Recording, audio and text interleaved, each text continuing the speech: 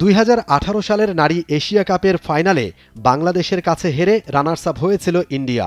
অথচ সেই ইন্ডিয়ার কাছে এবারের এশিয়া কাপের সেমিফাইনালে পাত্তাই পেল না বাংলাদেশের মেয়েরা। জ্যোতি জাহানারাদের বিপক্ষে 10 উইকেটের জয়ে ফাইনালে উঠল হারমানপ্রীত কৌররা। প্রথম সেমিফাইনালে টস জিতে প্রথমে ব্যাটিংয়ে বাংলাদেশ। থাইল্যান্ড আর মালয়েশিয়ার বিপক্ষে বাংলাদেশের টপ অর্ডার ছিল দুর্দান্ত। টানা 2 ম্যাচে জয় তুলে উঠে যায় শেষ 4-এ, কিন্তু ইন্ডিয়ার বিপক্ষে একেবারে ভিন্ন চিত্র। শুরু থেকেই যেন উইকেট পতনের মিছিল।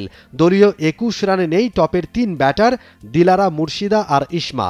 পেসার রেনুকা সিংয়ের আক্রমণে টালমাটাল অবস্থা। মিডল অর্ডারেও ব্যাটিং ধস। স্পিনার রাধা ইয়াদবের ঘূর্ণিতে এলোমেলো টাইগ্রেসদের ব্যাটিং লাইন আপ। বসুন্ধরা টিস্যুতে ছাড়ের ছড়াছড়ি। বসুন্ধরা টিস্যু নিয়ে এলো নিশ্চিত ছাড়। একমাত্র ব্যতিক্রম নিগার সুলতানা জ্যোতি। 51 বল খেলে তোলেন 32 রান। এছাড়া 18 বলে 19 রান করে অপরাজিত থাকেন স্বর্ণা আক্তার। বাকিরা আউট হয়েছেন মোবাইল ডিজিটে। জ্যোতি আর স্বর্ণার মান বাঁচানো ইনিংসে 20 ওভারে 8 উইকেটে বাংলাদেশ তুলতে পারে মাত্র 80 রান। ম্যাচ সেরা রেনুকা সিং ঠাকুর 4 ওভারে একটি মেইডেন সহ 10 রান দিয়ে নিয়েছেন 3 উইকেট। মেয়েদের এশিয়া কাপের এক আসরে সবচেয়ে বেশি উইকেট নেওয়া পেসার এখন রেনুকা। 4 ওভারে একটি মেইডেন সহ 14 রানে 3 উইকেট নেন রাধা ইয়াদব। একটি করে উইকেট পকেটে পড়েন পূজা বস্ত্রকার ও দীপ্তি শর্মা। ছোট্ট লক্ষ্য পেরিয়ে যেতে অসুবিধা হয়নি ইন্ডিয়ার মেয়েদের। ছন্ন ছাড়া ব্যাটিংয়ের পাশাপাশি বোলিংয়েও ধারহীন বাংলাদেশের মেয়েরা। প্রতিপক্ষের জন্য তৈরি করতে পারেনি কোনো প্রতিবন্ধকতা। মাত্র 11 ওভারে কোনো উইকেট না হারিয়েই জয় তুলে নেয় India.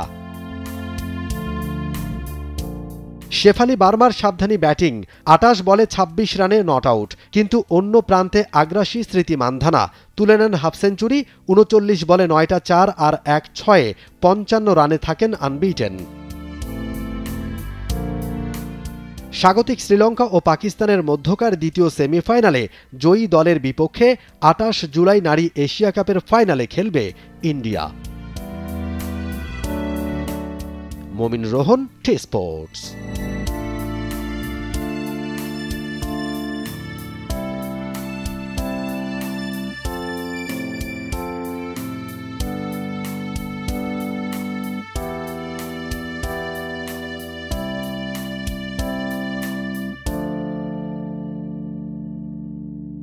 For more updates, subscribe to our YouTube channel and click on the bell icon.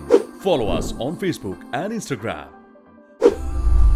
Download T Sports app to enjoy exciting games and highlights. Visit tsports.com.